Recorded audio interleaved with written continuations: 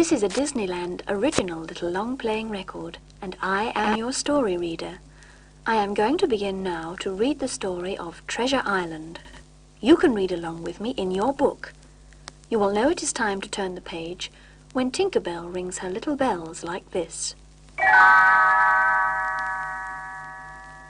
Let's begin now. Jim Hawkins' great adventure began one day at the Admiral Benbow Inn in England. A man named Billy Bones, who did not have long to live, had given Jim a treasure map. Jim showed it to his good friends Dr. Livesey and Squire Trelawney. The treasure was buried on an island. Jim and his friends decided to search for it.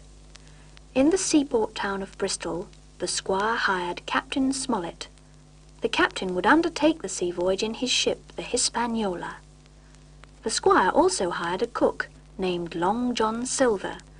Long John, who had spent many years at sea, brought some of his friends to join the crew. Nobody knew it, but Long John and his friends were pirates. They wanted the treasure themselves.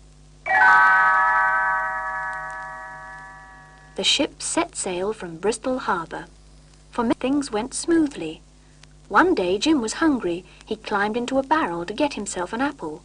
Hidden from sight, he heard Long John and the pirates plotting to take over the ship. Jim told the squire, the doctor, and Captain Smollett what he had heard. They asked him to keep an eye on Long John, who had taken a liking to Jim, and to warn them when the pirates were going to strike. Shortly afterward, the island was sighted. Long John, Jim, and some of the pirates got into a boat to tow the ship into the bay. The pirates left on board decided to mutiny. While Captain Smollett was getting things under control, Long John made Jim his prisoner. He told the captain he would hold Jim until he got the map. While the pirates were beaching the boat, Jim escaped. He ran into the island forest, where they could not find him. In the woods, Jim met Ben Gunn, an old man the pirates had left on the island years ago. Ben was glad to have someone to talk to. He told Jim all about his rowboat, his cave, and the food he ate to survive. Captain Smollett noticed a stockade on the island and decided it would be a good defense against the pirates. He left 2 men to guard the pirates on the ship and set out for the fort. Jim joined his friends there. On the ship, the pirates overpowered the guards and took over. Long John returned. He and the pirates made plans to attack the stockade. Long John wanted to bargain with Captain Smollett to get the map. The captain refused, so Long John and the pirates attacked. The action was fast and furious. Jim was busy loading the muskets, but finally the pirates retreated. The people at the stockade feared the ship's cannon might be used against them. If someone cut the ship's mooring lines, thought Jim, the ship would run aground. Her cannon would be useless. When it was dark, he took Ben's boat and rowed out to the ship. He cut the lines, but the rowboat floated away. He had to climb aboard. The pirate on guard saw him and chased him up into the rigging. He threw a knife and hit Jim in the arm. Jim was badly hurt, but managed to shoot the pirate and climb down to the deck. The ship ran aground. Jim staggered back to the fort, only to be captured by the pirates. Long John was concerned over Jim's injuries. Under a flag of truce, he went to get the doctor. While Dr. Livesey bandaged Jim's arm, Long John told them he had the map. He wanted to bargain, though. He would protect Jim from the pirates if the doctor would help him when they were back in England.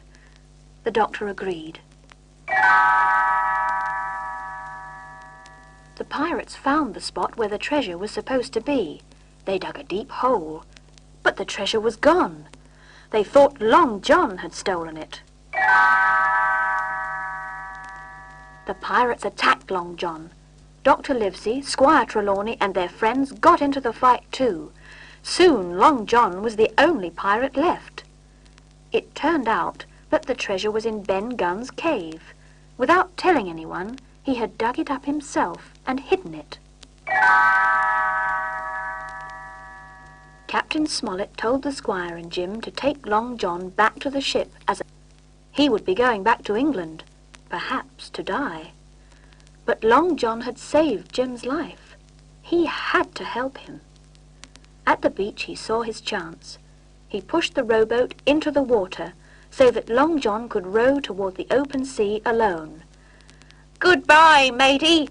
Good luck to ye," said the old pirate in farewell.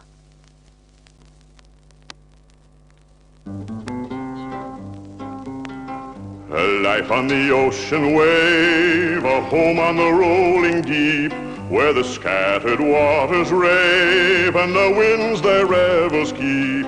Like an eagle caged I pine on the dull unchanging shore. Oh, give me the flashing brine, the spray and the tempest roar. A life on the ocean wave, a home on the rolling deep, where the scattered waters rave and the winds their revels keep. The winds, the winds, the winds their revels keep.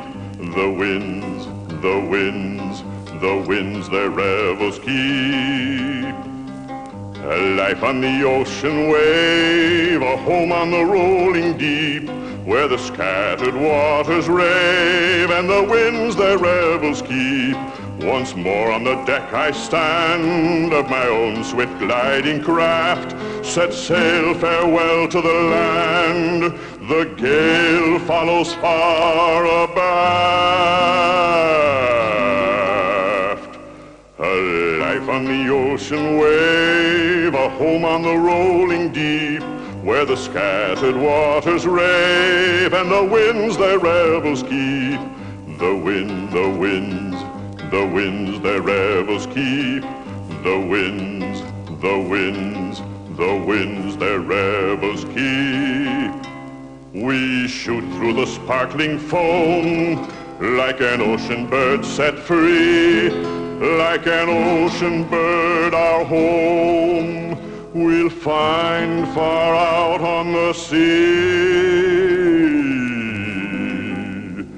A life on the ocean wave, a home on the rolling deep, where the scattered waters rave and the winds their revels keep. The winds, the winds, the winds their revels keep. The winds, the winds, the winds their revels keep.